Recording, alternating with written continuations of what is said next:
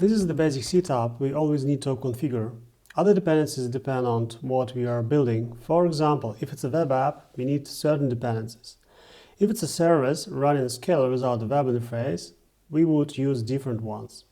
But today, for our Hello World example, we are building a web app, so we will need to add the necessary web dependencies.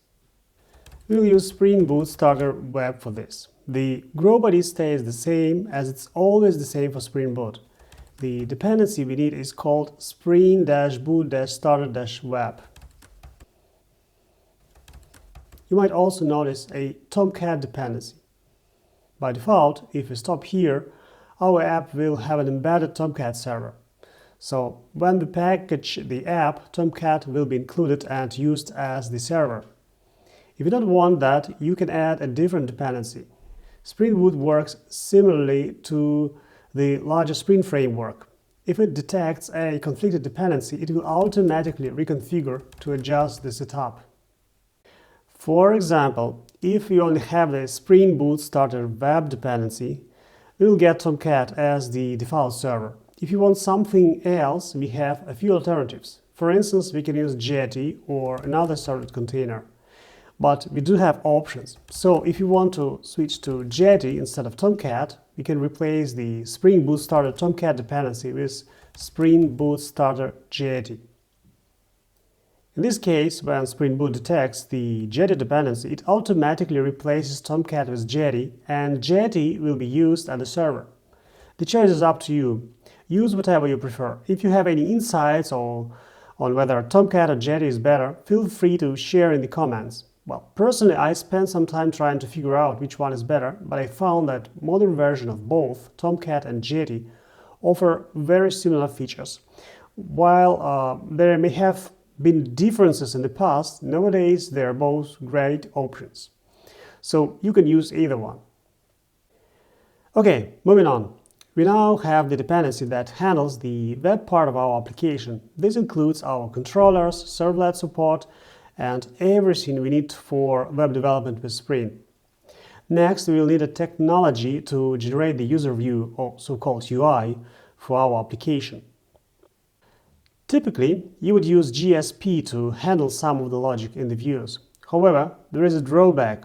If your project relies heavily on GSP files that need to be compiled, Spring Boot might not be the best choice. The reason is that Spring Boot uses an embedded server, which is Tomcat or Jetty, and both have issues with compiling GSP files in the setup. Sometimes it won't work properly, or you might not see updates. Even the official Spring documentation mentions this and recommends avoiding GSP files if possible.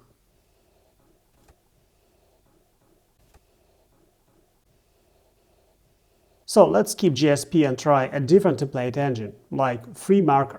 It's pretty simple, and since we only need to display Hello World, it'll work just fine. FreeMarker has basic features like loops and conditions, so it's a solid option that can even be used in production. So, to tell Spring Boot that we want to use FreeMarker as our template engine, we need to add the appropriate dependency. The dependency for this is called, well, surprise, surprise, Spring Boot Starter FreeMarker. So once we add it, Spring Boot will automatically configure everything for us. That should be enough for now. Let's quickly review our dependencies and then move on to the code. So, what do we have? We have set Spring Framework Boot as the parent POM, which automatically defines the versions for things like Spring, Tomcat, and testing libraries. And this means we don't need to specify versions for the dependencies. We can just add them and go. And now, as I mentioned before, you don't have to use the parent POM, but if you don't, you will need to define many things manually. But sometimes you have no choice, especially if you work for a large company where there is already a parent POM in place with predefined dependencies. In that case, you won't be able to use Spring Boot Starter directly, but you can still use Spring Framework Boot and configure things as needed. Everything is set up properly here. We are using the parent POM, and we have specified Java version as 1.8, telling Spring Boot we want to use the latest Java version, again at the time of filming this.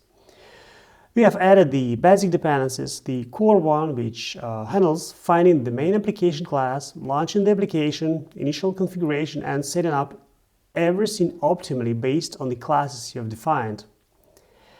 And additionally, we included two recommended but really optional dependencies. One of them is spring-boot-devtools, which provides helpful tools for developers during development process. As I mentioned before, one great feature of Spring Boot DevTools is that it has built-in algorithms that can detect whether your application is running in a production environment or in development mode locally. And then, based on that, certain actions like opening additional ports or showing extra debugging information will only happen when you are in development. And when you deploy your app to production, these developer tools won't be activated. This all happens automatically, which is really convenient. The next optional dependency is Spring Boot Starter Test, which is for unit testing and other testing features. We're not covering that today, so we won't go into detail. After that, the dependencies you need depend on the type of app you're building. And since in this tutorial we are making a web app, we added Spring Boot Starter Web, which gives us Tomcat as the default server. And for our view, we are using the FreeMarker template engine, so we have added that dependency as well.